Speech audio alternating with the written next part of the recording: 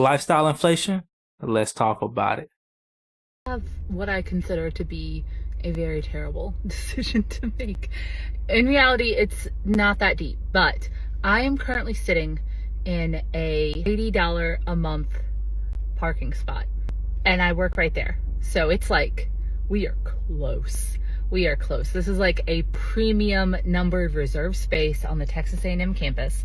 And for the last 8.5 years that I've worked here, I've had to park half to like a full mile away from the building that I worked at. Now I'm in like executive now and I managed to get this space. It's incredible. I already loved it. Love it. I've only been here for like 2 weeks. It makes me happy every single day. But I got an offer to be in like an open unnumbered lot on the other side of the building down a bit of a hill. It is very close also to work. And it would only be $30 a month. I was paying $60 to be in a garage half a mile away. I'm now paying $80 to be here. But I have the opportunity to save $50 a month and be in a closer lot, not quite as nice, but still so much better than where I was before. Is this lifestyle inflation? I'm a little hesitant to give up this really nice spot. I don't know. What should I do?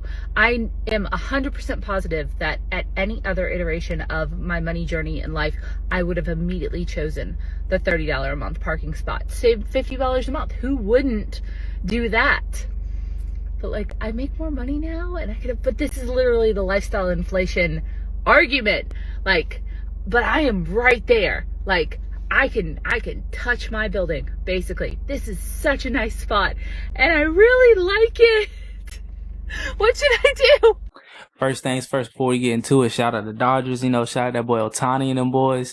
We just trying to get to that back-to-back World Series. I think, what they say, first time it would be done in 25 years. But anyways, also, another little tangent. Remind me to never go to Texas A&M for parking because $30, $60, and $80 is absurd to me, if you ask me. But for me personally, how I grew up, and how I was groomed and everything, I just can't get with paying $80 for a parking spot, especially if it's in like very much walking distance, like 1 minute away. Like she said, she could point to her building.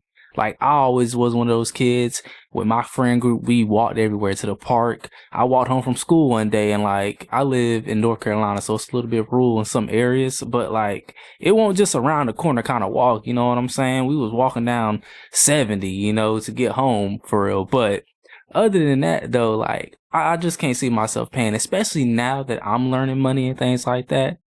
$80, almost $100 a month just for a parking spot that's 1 minute away, where you could park on the other side and take a few more steps and pay less than half of the cost is kind of crazy to me. Even in general, $30, $60, $80 in general is crazy to me for parking, but that's a whole nother story for another day. But to me, that's definitely lifestyle inflation, right?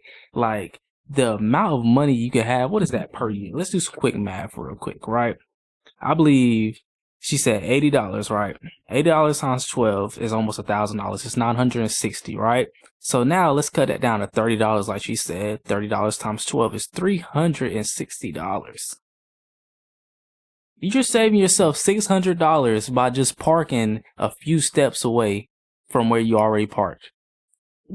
To me personally, you know what you could do with $600? Like, $600 is at least 1 month of maxing out a Roth IRA in 2025, right?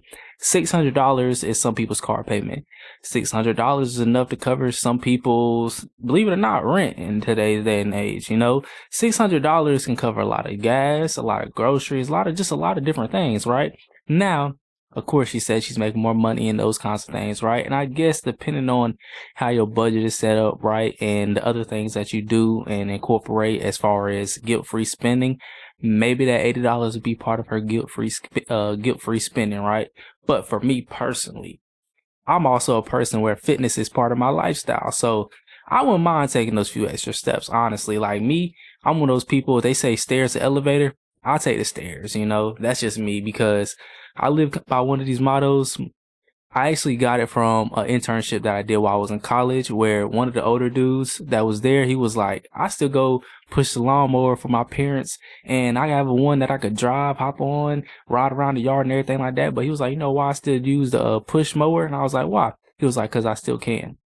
And that really stuck with me. Like anytime I be, leaning against a wall, or I'm leaning over on something, or just not standing up straight and all those different things, I just say stand up or do whatever I need to do to, give myself a better posture, because I take that as I still can, right? There may be one day I'm not able to, stand up straight, tie my shoe, just bend down and do that, right? Just a bunch of different things, right? So I may take for granted, the opportunity that I have now, right? To stand up straight, walk, do this, do that, right? So that's just kind of how I live my life, right? But that's definitely lifestyle inflation, and I would recommend, if it was me, take that cheapest parking spot or find one for free. But anyways, let's get back to it. One thing that kept me broke in my early 20s and a poor money habit that I had was lifestyle inflation.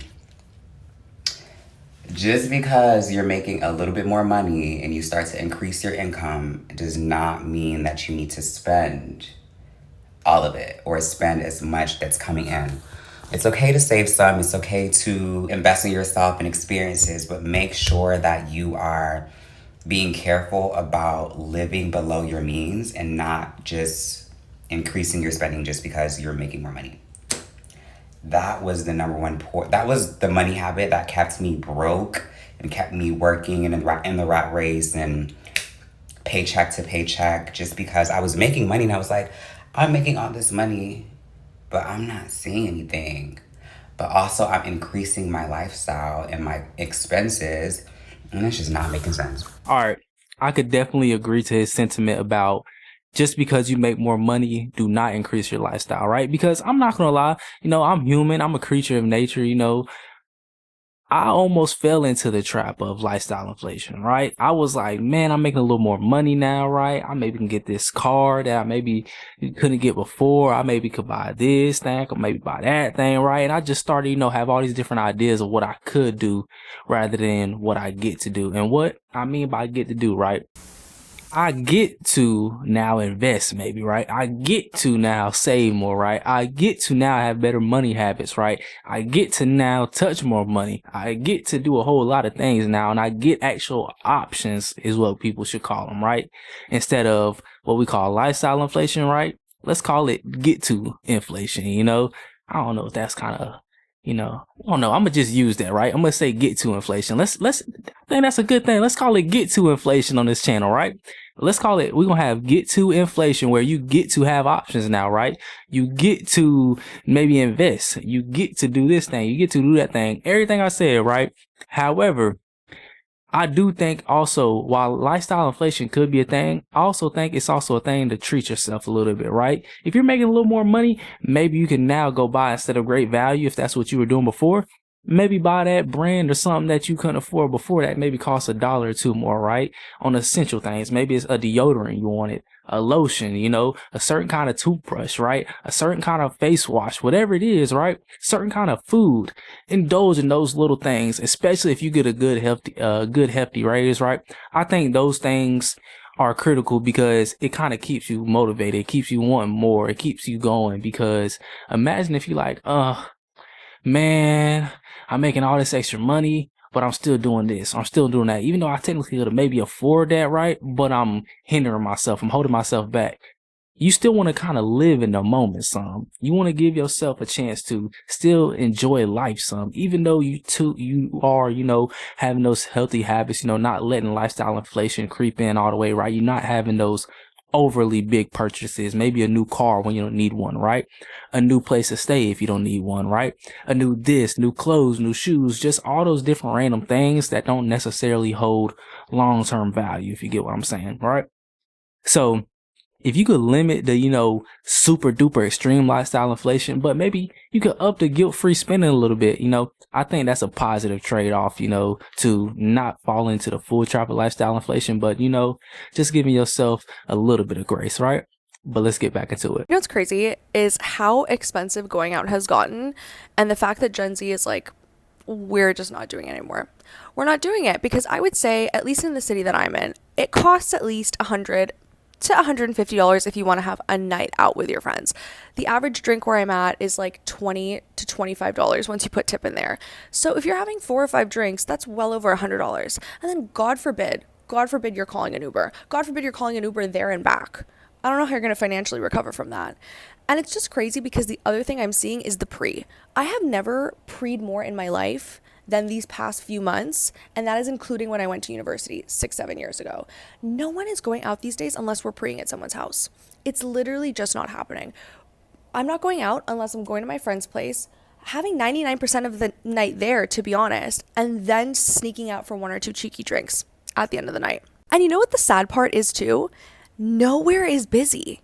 That's the crazy part. It's like you go to these places that are charging $20 to $25 a drink.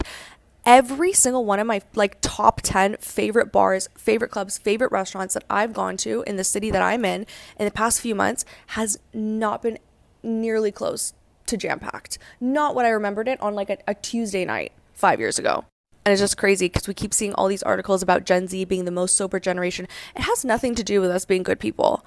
I ask any of my friends, we're not going out because we're in relationships. We're not going out because we're getting older. We're just not going out because we don't want to spend $500 and take out a line of credit to go out.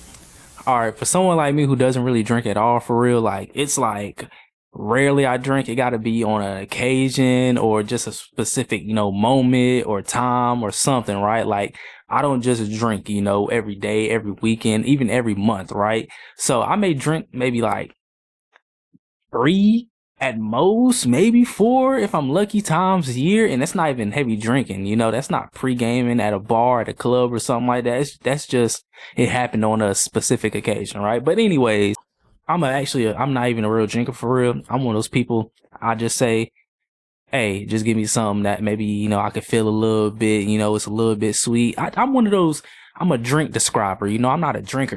I'm a drink describer. I describe what I want, and that's just what they give me. Now, there's certain juices and stuff that I may not want, as far as my mixing it with liquor and stuff like that, right? But, that's I am. I'm a drink describer. But anyways, I feel like the overall message, though, to take from her is, like she said, Gen Z is just not that we don't want to have fun or we're just a bunch of great saints or anything like that, right? It's we don't want to go spend an astronomical amount of money to just go have a decent time out for the night, right? A decent time out for the day, right? Like she said, I got to go spend a bare minimum of a few $100s, take out a line of credit, all those extreme things just to be able to go out with a group of friends or something like that and have a good time. Like, it's not that we want to, not do those things.